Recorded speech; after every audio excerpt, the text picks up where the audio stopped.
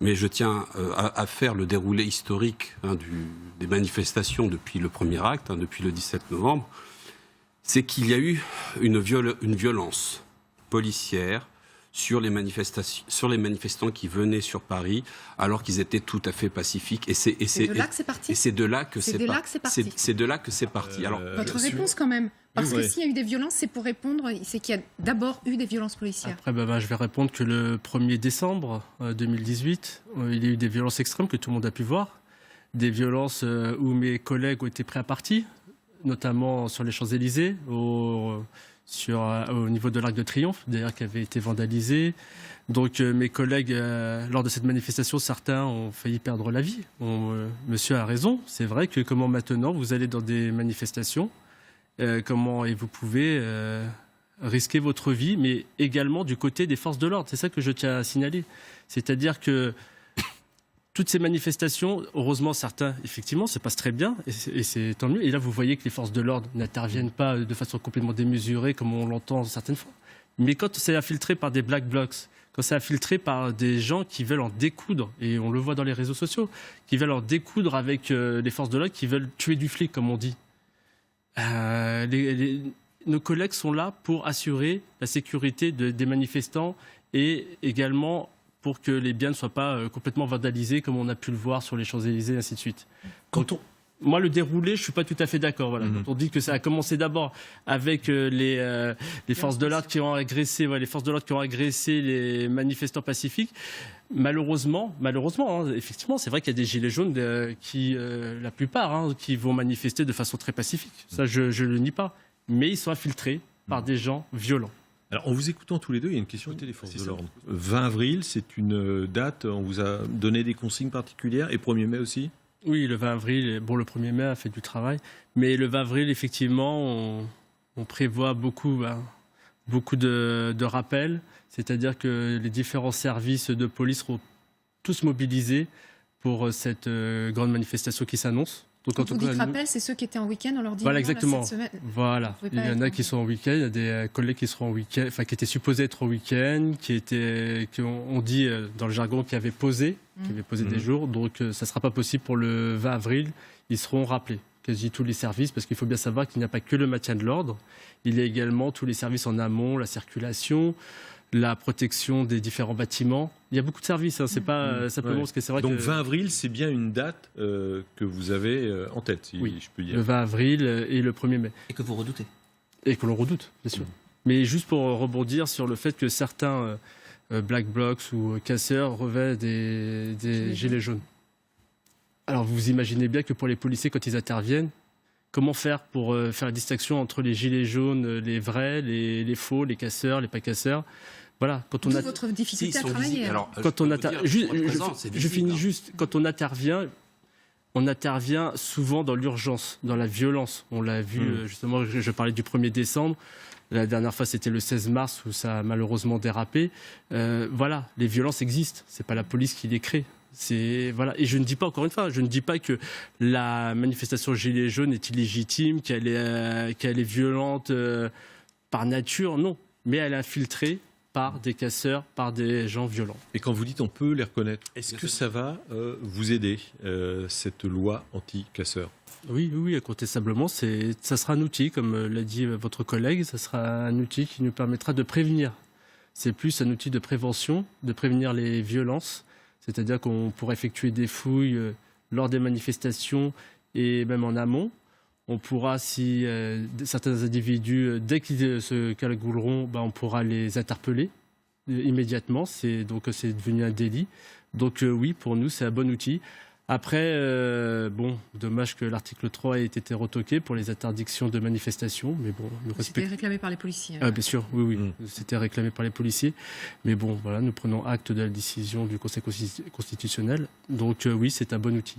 Nous en sommes satisfaits. Un bon outil, mais est-ce que, notamment sur l'article 6, sur la dissimulation du visage, ça ne va pas être aussi complexe à mettre en place? Quand on voyait tout à l'heure les images où vous aviez des dizaines, voire des centaines de personnes cagoulées, dont le visage était caché, comment vous faites concrètement?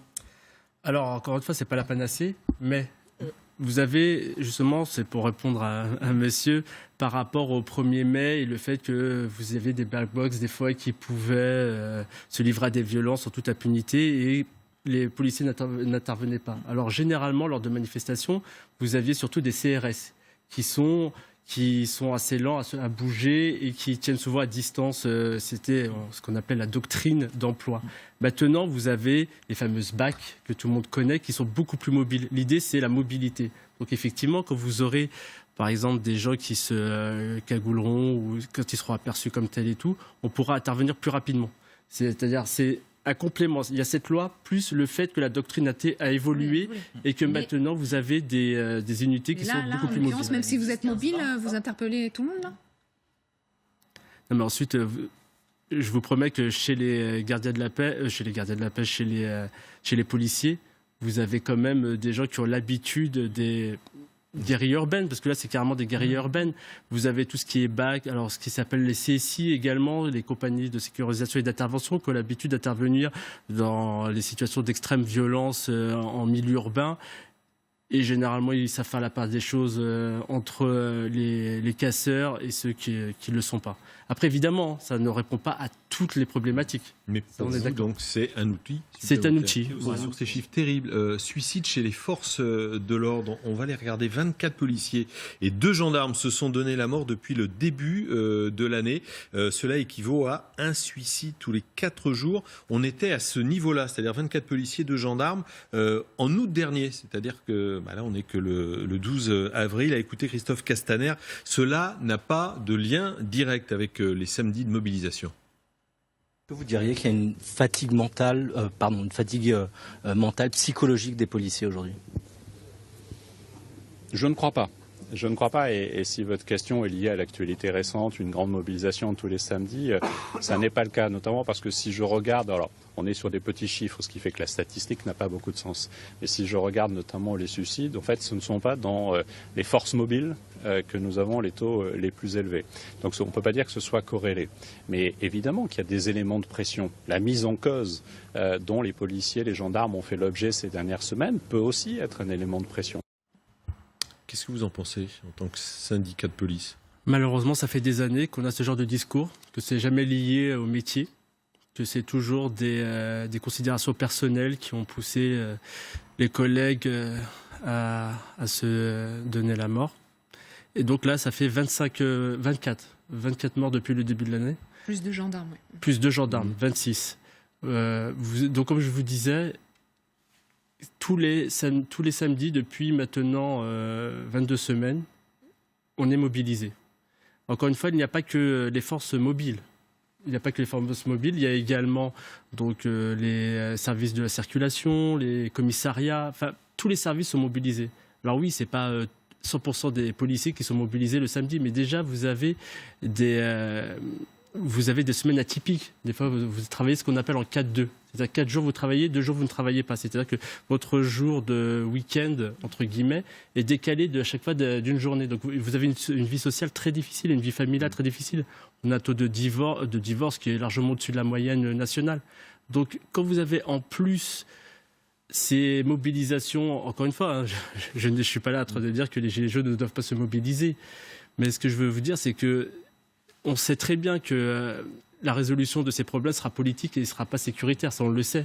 Donc toutes les semaines, on est là à être mobilisés et vous avez une administration qui ne prend pas finalement le problème à bras-le-corps. Alors ce matin, je crois que M. le ministre a fait des déclarations allant dans le bon sens en disant qu'il y aura des cellules psychologiques qui seront installées mises en place. Et ainsi de suite. Moi, je tiens à dire que je suis dans un syndicat qui s'appelle Alternative Police CFDT, qui depuis maintenant pas mal de mois planche sur la question. Et le 22 mai, justement, on va organiser un colloque sur le sujet, parce que là, ça devient très inquiétant. Les chiffres deviennent très inquiétants. Je crois que depuis 20 ans, on n'a pas connu des chiffres aussi élevés.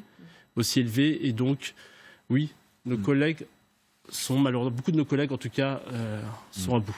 Vous ne faites pas de lien donc direct avec ces mobilisations du samedi, mais vous dites que ça renforce en fait la difficulté de notre vie quotidienne. Le travail de policier est déjà en temps normal. sans manifestation est déjà très difficile. Et je vous rappelle que depuis les attentats de Charlie Hebdo, nous sommes très sollicités depuis 4 ans.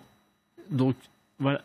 Et ensuite, vous avez également la reconnaissance du métier, le fait que, bon, c'est vrai que ce qui se passe depuis le 22, parce qu'on ne parle pas de ça, mais depuis les 22 semaines, chaque intervention de la police, beaucoup d'interventions de la police sont considérées comme des violences policières. Ça a un impact sur nos collègues, évidemment. D'où le 16 mars avec les violences, avec des ordres apparemment qui étaient de revoir les interventions un peu à la baisse et ainsi de suite. Tout ça pour vous dire que ça a un impact à la fois physique et psychologique. Bon, vous avez quand même le soutien de la population, ça va peut-être vous donner du beau mot de Que cœur. les forces de l'ordre, encore une fois, sont là pour assurer la sécurité et à ce que les manifestations se passent bien.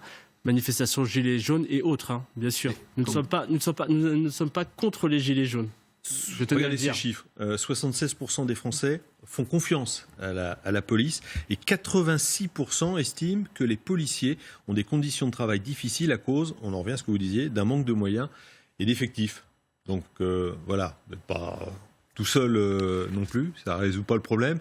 Mais vous parliez de ce soutien ou pas dans vos interventions, la population. A priori, vous l'avez. Effectivement, c'est des chiffres qui sont encourageants. Et sachez que on reste des hommes et des femmes avec des familles, des conjoints. Et c'est vrai que quand on a ce genre de sondage avec un soutien massif de la population, oui, ça met du baume au cœur aux policiers. Vous en doutiez de ce soutien? Pardon? Parce qu'on a eu des policiers avant même le début des mouvements des Gilets jaunes qui se disaient mal aimés. Là, est-ce que ça vous surprend, ce chiffre-là? Personnellement, non. Mais quand je prends un cas personnel, un exemple. Quand vous travaillez, vous faites une journée de travail banale avec des interventions, on vous remercie, parce qu'on nous remercie aussi quand on intervient sur des différends familiaux. Mais quand vous intervenez et qu'on vous insulte, monsieur et madame tout le monde, on ne va pas dire un délinquant qui a commis un acte, mais monsieur et madame tout le monde qui vous dit qu'on est des bons à rien, qu'on n'est jamais là où il faut. Eh bien, c'est ça qu'on va retenir au bout de la journée. Au bout du compte, voilà. Et quand, ça pèse lourd. Voilà. Et quand au bout, vous avez des problèmes en plus familiaux, ainsi de suite. Voilà. Ça fait beaucoup.